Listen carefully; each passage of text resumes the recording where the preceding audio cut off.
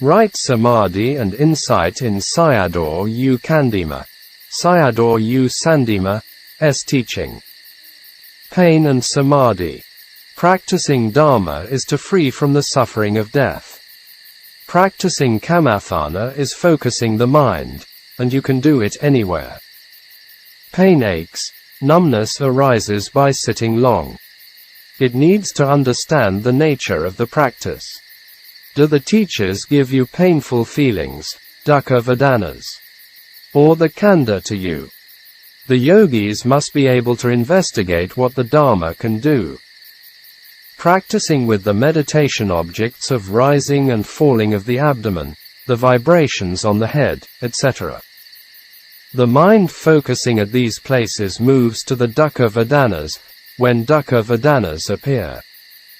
The Dhamma shows its own nature, and we can't do what we like.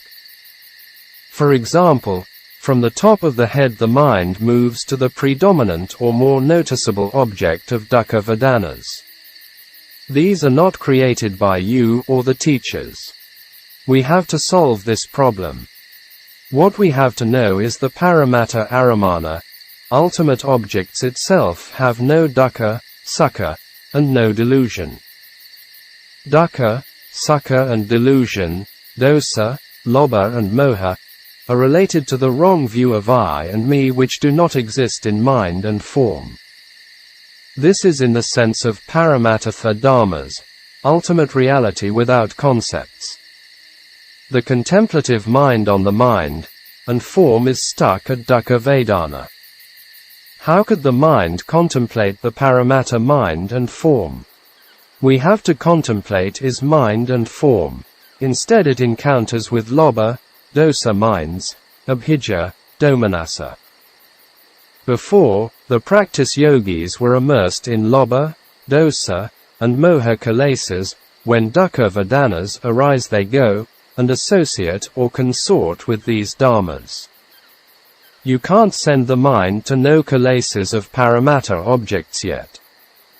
Between them there are minds of distraction, moving here and there. The mind noting on the meditation object becomes restless, and moving away from it, and then pulling it back on the object again, etc. So this distracted mind can't incline on the present painful mind and form. Therefore, sila, samadhi is not letting the distracted mind, the rough and coarse mind, the lustful mind, the dull mind, etc. come near the contemplative mind. This is the practice of sila samadhi. The distracted mind is running here and there. Now, do you still run away? This refers to yogis who have samadhi. Does it stay on the vedana? Laps, feet, and hands are vathu karma, base of sensuality. With this body we enjoy sensual pleasure. Therefore, it's karma, rupa form for sensuality. The eye is lustful for pleasant objects. Ears, nose, tongue are also the same nature. This tangible body is lustful for pleasant tangible objects, e.g., opposite sex to each other. Therefore, this whole body is the base for sensuality, vathu karma.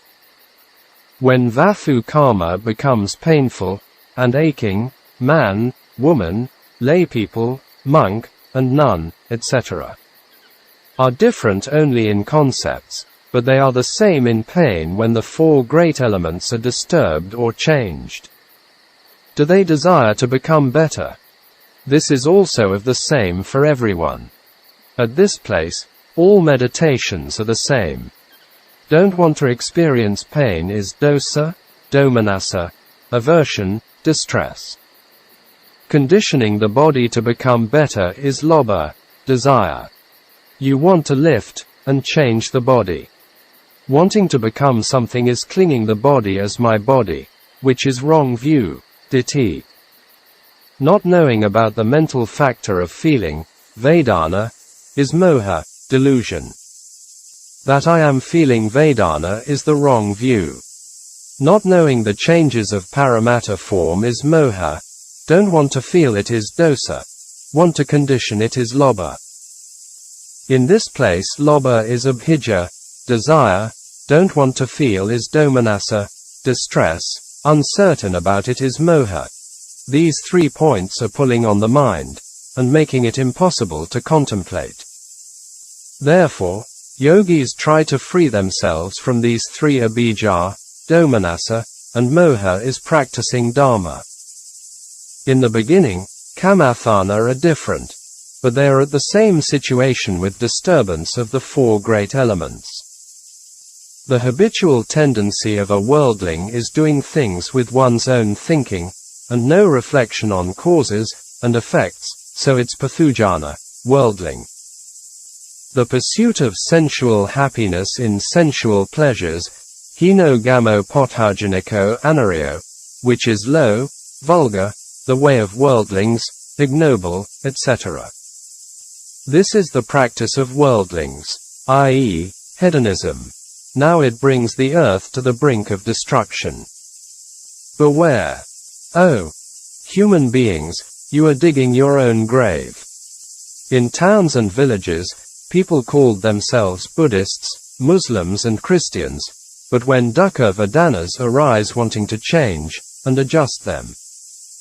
Even though people have differences in faiths and nationalities, what the khandha's happening is the same. No one could deny what the Buddha had taught. He didn't talk about human nationalities and faiths. He taught about Dhamma. Worldlings do whatever they like by not knowing cause and effect, good and bad, etc. If vathu karma and kilesa karma, objects of sensuality and defilement of sensual desire, is not good, they make it good and better, i.e., nourishing and increasing of defilements. They desire for comfort, and lifting, and correcting their bodies. So in practice whichever way or method we use khandha dukkha is with us.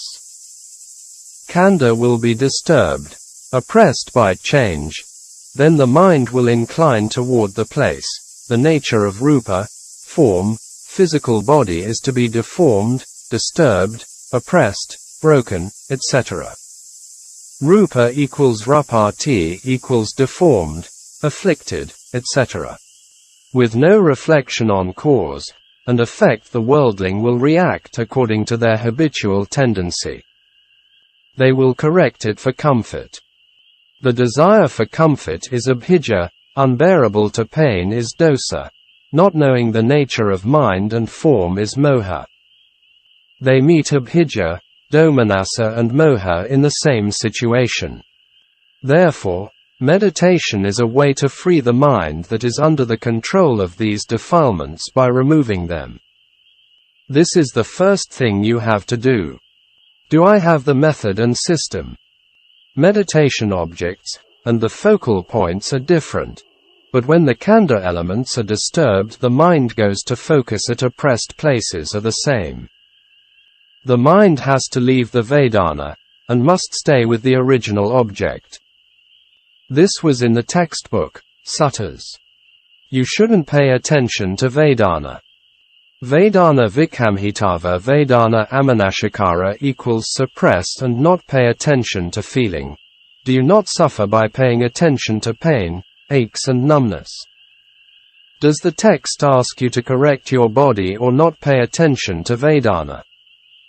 Noting him as pain, Vedana, Anicca, Dukkha and Anatta, doesn't it become worse? After that, you want to correct it by lifting and changing the body. I'll explain each one of them. Vedana vikhamhitava, suppress feeling. Vedana amanashikara, not pay attention to feeling. After that, keep the mind on the primary meditation object. With the meditation objects on the top of head, rising and falling of abdomen, etc. When dukkha vedana arises, could you keep the mind there? For example, with anapana meditation, even though you send it, the mind, back to the tip of the nostril, it goes down again. Vedana pulls the mind down to its place. Therefore, dealing with the encountered dukkha vedana is Dhamma practice. Accept it. Do you have anything to practice? There are no 2 ways or 3 ways in practice, it's only one. Here, there are 2 differences between samatha-based and insight-based, samatha, and vipassana yanikas, practices. There is only one kind to practice in this place. With regard to Dharma practice, if we look at the Asavizopama Sutta, the simile of the vipers, practicing with whatever system Dharma is only one. See Asavizopama Sutta in Salayatana Samyutta Nikaya. A criminal was sent to the king, and he did not punish him by himself. So the king ordered the criminal to look after the 4 snakes, viper snakes.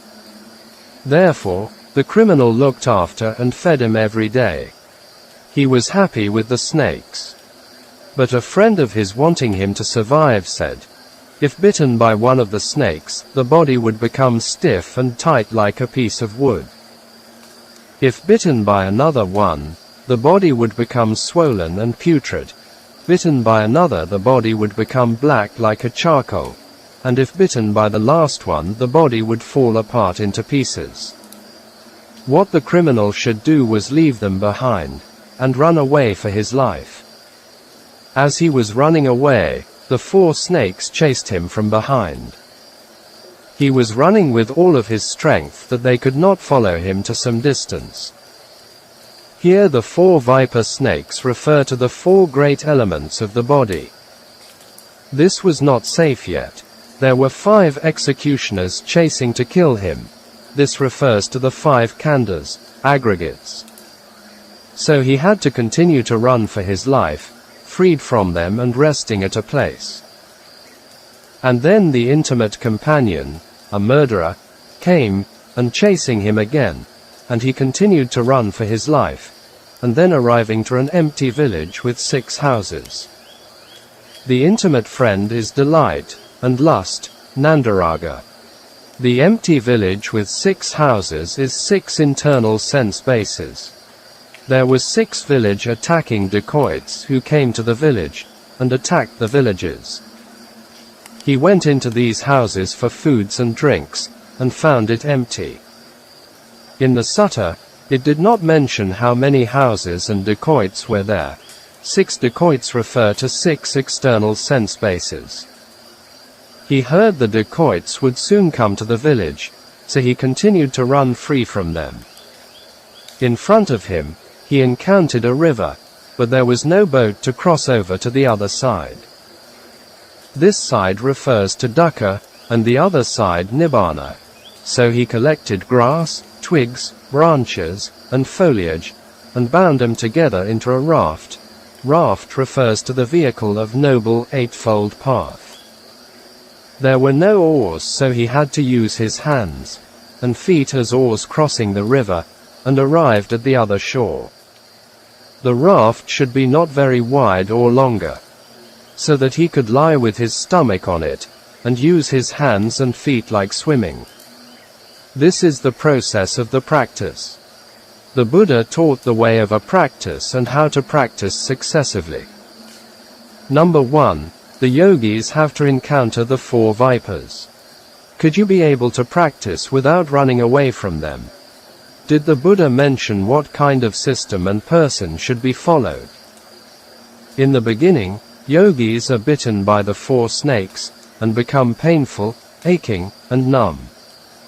This was bitten by the snakes, and poison arising. This physical body called the khandha has pathavi, apo, teho, and vayo elements. Teho, heat element, is hot, and burning. Apo, water element, is trickling or oozing. Pathavi, earth element, is stiff, and tight with pain, and aches. Vayo, air element, is distension. If these 4 poisons of snakes are arising, do you have to embrace them? Or have to run away from them? Now you're noting them as painful, etc. Means embracing them again. When you cannot bear the pain by noting it as paining, aching, anicca, dukkha, anatta, etc. Which is not the time for practicing Dhamma yet. This is going to embrace the 4 snakes that will not allow you to attain Dhamma. The Buddha was asking you to run away from the 4 snakes. There are different methods, but usage is only one. Yogis who want to keep the mind on the top of their head, just keep it there. The snake down there won't bite you, right? One had to run away from it. If you don't run, and are bitten by them, poisons arise. During working with the rising and falling of the abdomen, when pain arises down there, it is like being bitten by the snake, and poison arises, then the mind moves to there. You return it back to rising and falling again. You must send it back there. How do you send it? You must send it with 5 strengths. Practicing Dhamma needs strength to do it. For example, you build a house, it requires the strength of money, labor strength, architect, building materials, etc. Only then you can do it. Even in worldly matters, we need money, laborers, planning, etc. to get it. For supramundane matter, lokuttara, without strength, we can't get it for free. The Buddha asked to run away from the 4 snakes. Is there anything to correct or change the body? If you correct or change it, it'll bite you again, by 4 snakes. If you continue to change the body, could you go forward? It's like an oarsman. The boat is tied to a post, and the rower can't move forward without taking it down. You can contemplate paramatta mind, and form only with the purified mind, i.e., Samādhi mind or Citta Visuddhi, purification of mind. If you correct or change it very often could the mind become calm. If correcting the form, rupa, it becomes kaya sankhara, conditioning the body form. It destroys kayendriya and manandriya, bodily and mental sensory faculties. It will destroy the sensory faculties by moving and correcting the body. It was still afflicted by the snake poison, and not free from the danger of snakes. Yogi living in the forest or in the city or on the sofa etc. Wherever he is practicing if with the khandha will suffer its cruelty. If practicing with an unclean mind, it does not arrive at vipassana, insight. You send the mind back to the primary object every time. Does it arrive there? Is it stable? And does it fall down again? What kind of Dhamma pulls it down there from the primary object? Is it me or who? You may have heard of these things. Someone had to amputate his hand and leg or can't give birth, and has to operate for delivery. Is it painful by using anesthetic for the operation? It's not painful, isn't it? Just think about it. Is it painful when the 4 elements are in disturbances? It's not painful by giving anesthetic. In this case, it was wrong to say that it's painful because of the body. Do the body have pain and happiness? It does have afflictions. Pain and happiness is happening in the mind. When pain arising, don't we say the lower part of the body is in pain? Is it right? No. It's wrong. If with this pain, aches and numbness Samādhi is destroyed, and how can we attain Dhamma? Is there any torture to the khandha, body, in our method? There are some refer to Thay-in system as rough. Sayadaw refers to them. If you stay at home, are there no pains and aches? This body will torture you until your death. Is it because of Thay-in monks? Or the cause of khandha? You have always been quite concerned about this body. I.e., not blame the body instead to Thay-in system. We ask yogis to sit for 2 hours, then they say Thor in monk is rough. When you sit, is there any beating with a stick? Pain arises by itself. Is it because of me? If they give you anesthetic, are you still in pain?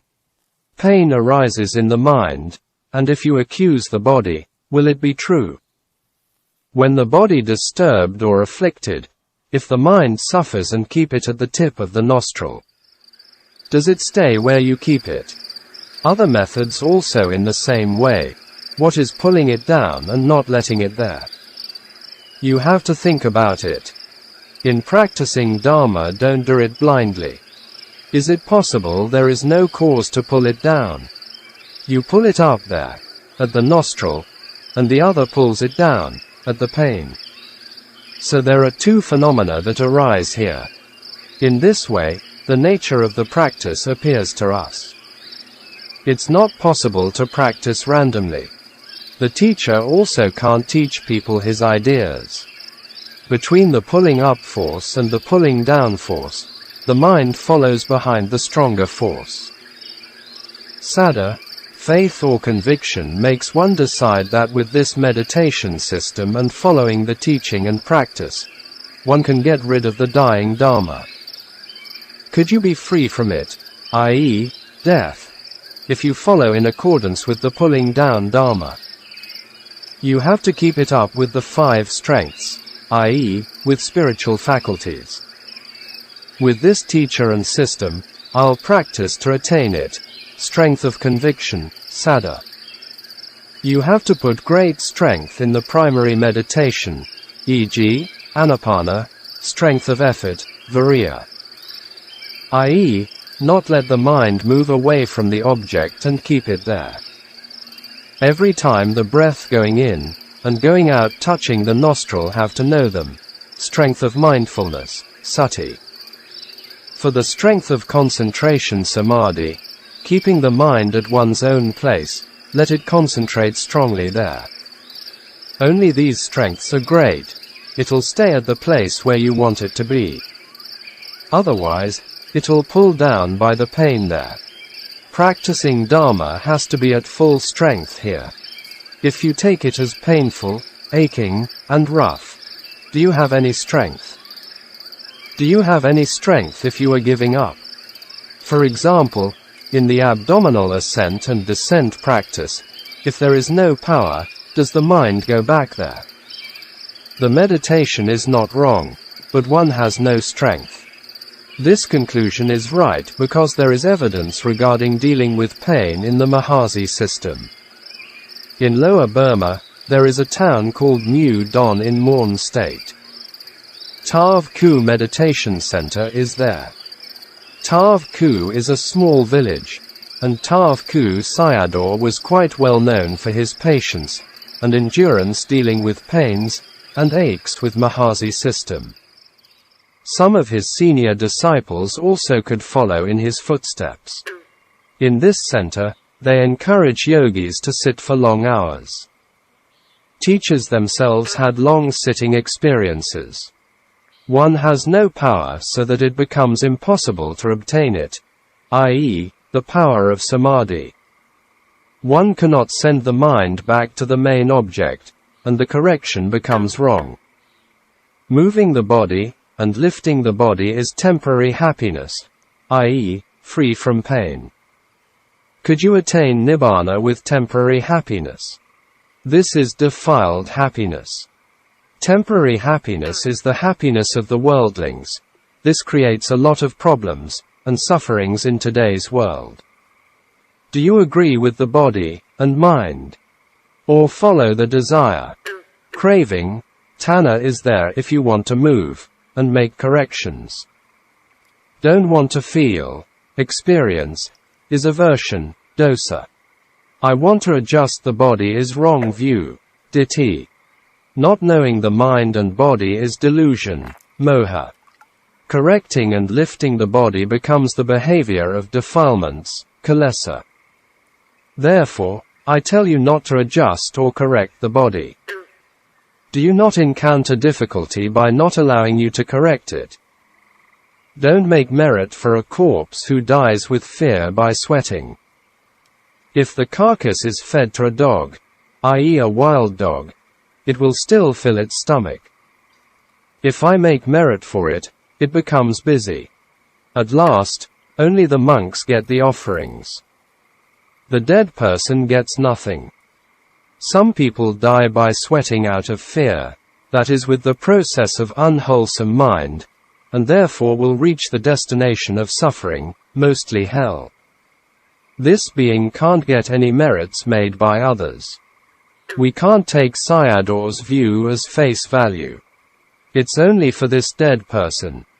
There are many unseen beings living near humans. They are always waiting for this chance. These beings can share the merits made by others. I once heard a Thai forest Ajahn, teacher, say that when he visited the United States, he had seen many hungry shades there. There are many ghosts there, not surprising me. These people are always in competitions for sensual pleasures. Their hedonism can be called American syndrome. There are also not many people making merits, and sharing with them. Closing square bracket. In this area we met a person like this, not far from his center. You can also go there, and ask them. This is at our arms round place. Even before this person died, they were making merit for her. They wanted to make sure of her good destination. They offered robes to the monks. The husband put the monk robes into his wife's hands, and a monk went to receive it. He asked her to give it to the monk, but she was crying as, "It's hot. It's hot." At that moment, Shui Hin Ta Sayadaw said to the man, "Dakaji, you offer the robes yourself, and then pouring merit water, and sharing the merit with her, it's also possible for it." So the monks gave sila to the family members, and poured the merit water. The man went near her, and told her to receive the merit of offering, but she could only say, "It's hot. It's hot." Even she couldn't say a word of sadhu. The family members also was asking her to say sadhu, but she couldn't make it. She was tortured by heat element, which killed her. So, could she say anything about sadhu? Don't do just lifting, moving, etc. At near death. It will become, "It's hot." This refers to the yogis just noticing to correct the posture. She had lung cancer that it was like pouring with hot fire, and her mind was stuck with ditthi. Why am I asking you to breathe strongly? It's not possible with slow breathing.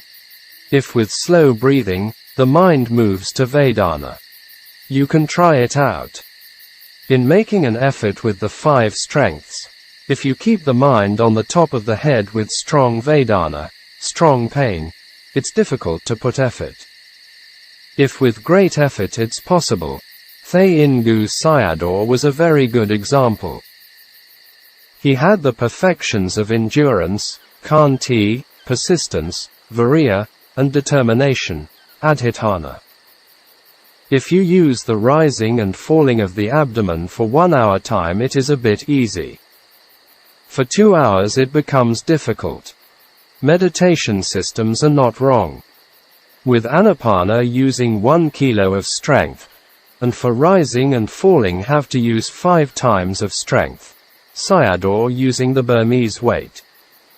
Therefore, you have to breathe with anapana by using strength and acceleration. The Buddha said, Pasambaya kaya sankaram. At first the sound of brass bell is strong, later becoming soft, and at last it stops. Breathing is also the same, and at last it stops. Now, we are still in breathing exercise. Later, with the continuing of breathing which stops, the mind does not suffers. So you are looking at it with calmness. Before arriving there, you still have to breathe strongly. Yogis' minds have the strong mind process of lobha, greed, dosa, hatred, aversion, moha, delusion, and ditthi, wrong view, and with these rough states of mind process can't attain it with slow breathing. There are some truths in it. Usually with light or normal breathing most people fall into sloth, and torpor, or the breath becomes not clear, and forget the breath. With experiments and exercises, only we can find out our ways. Do we ask you to do our Anapana meditation, coming from our own invention? Or asking you to overcome Vedana, pains, and aches? In breathing strongly is not like rowing the boat, sawing the wood, and running a race. We use 3 factors, sati, mindfulness, gnana, knowledge, and panna, discernment, to breathe strongly. Awareness, sati, of the place where the air contacts with the tip of the nostril is sati. Checking of is there any mistakes with the in and out breaths, the equalizing of short breaths and long breaths, the rightness of slow breathing and fast breathing, soft breathing and strong breathing have to be right, not doing of sometime stop it, and sometime do the breathing, etc. Reflect on this factor is knowledge, gnana. Discernment, panna, is tuning these factors to become balanced. Is there any extreme breathing there? E.g., like in Indian parayana practice. Yogis have to note that it has to be good breathing, not slow and not fast breathing, it can breathe longer. You have to choose a good breathing method. After you're ready, relax the body and mind from any tension. This body is a cruel snake. You practice freeing from the snake that by squeezing and tensing the body, could you send the mind to the nostril. Don't breathe by squeezing and tensing the body. You can't do that if the pain is following you around. With Vedana increasing, yogis are tensing or tightening their bodies, and it becomes worsening. The habit of worldling is with Vedana increasing, and let it be. Don't know that they have to let it go.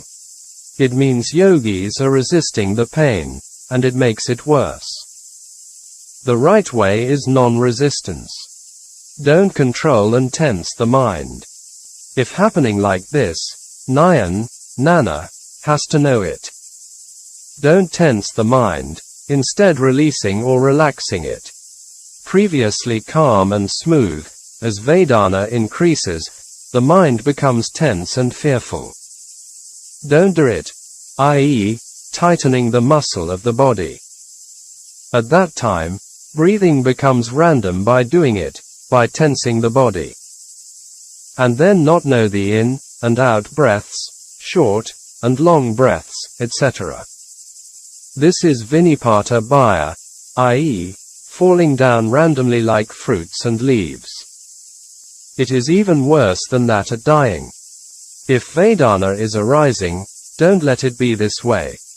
With Vedana starts increasing, and making adjustment to the in and out breathing.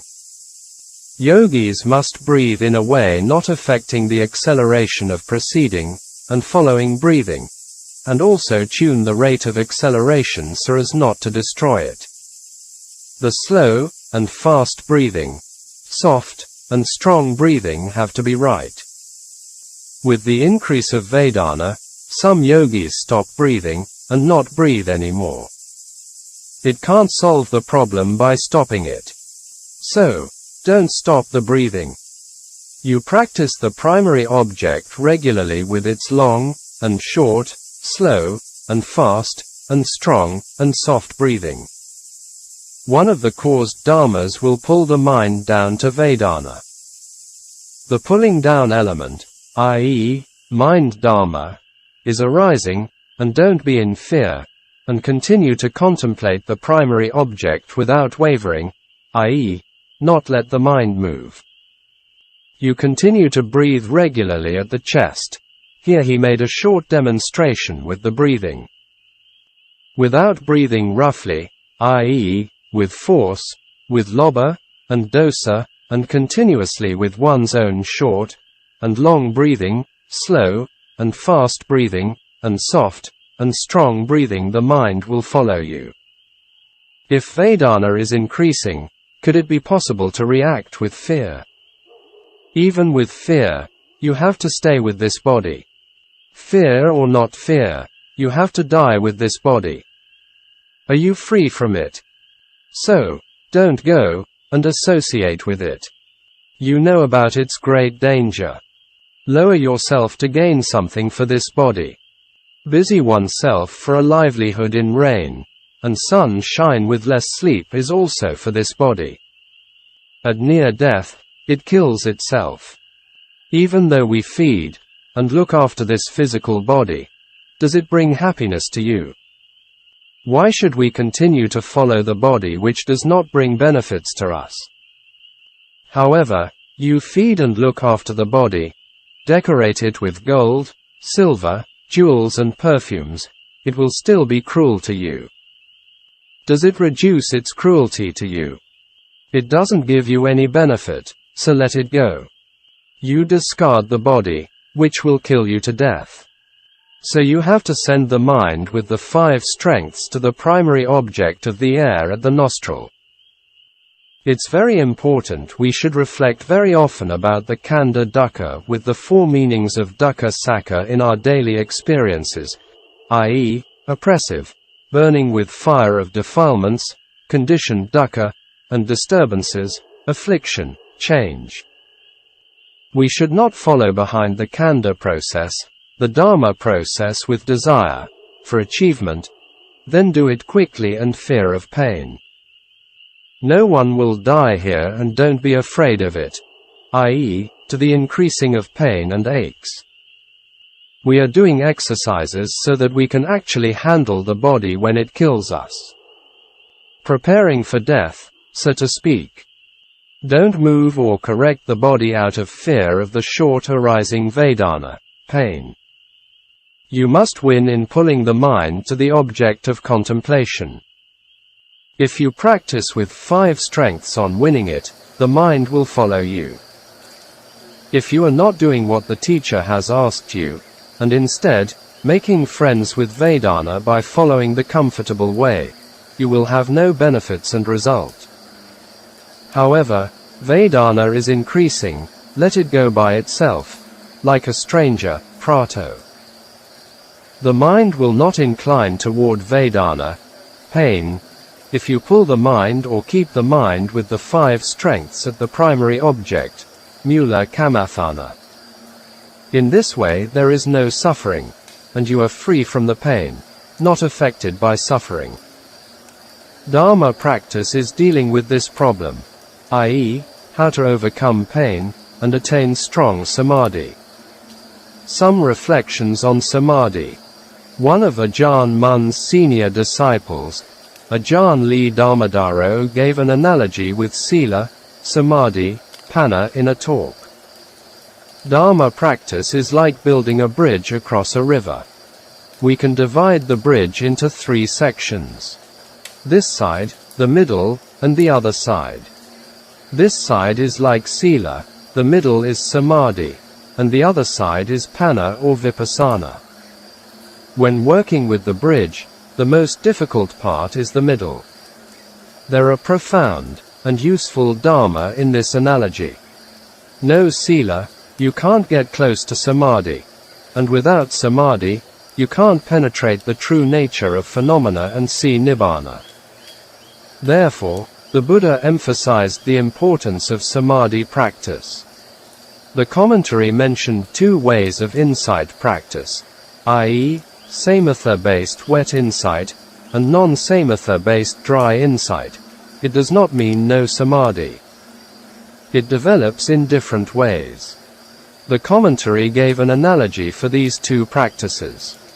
Samatha-based is like using a boat to cross a river from this side to the other shore. Dry insight is like swimming to cross the river. To cross a river with a boat is pleasant and quicker than by swimming. Here also we can see the importance of samadhi practice. The Buddha described his Dharma trainings as sila, samadhi, panna, but in the Noble Eightfold Path he described the practice Sila, Samadhi, Panna factors, such as Panna factors, 1 right view, 2 right thought. Sila factors, 3 right speech, 4 right action, 5 right livelihood. Samadhi factors, 6 right effort, 7 right mindfulness, 8 right concentration. Here again we can see the wisdom of the Buddha, and he arranged the path factors in a very systematic way. We cannot have correct Sila and Samadhi without correct views and thinking or thoughts. Therefore, it is very significant to learn or listen to or study Dhamma before actually practicing it. Mogik Sayadaw's Dhamma talks are for this purpose. In this arrangement, we also see the importance of Samadhi. Only we can develop the right Samadhi and can develop insight.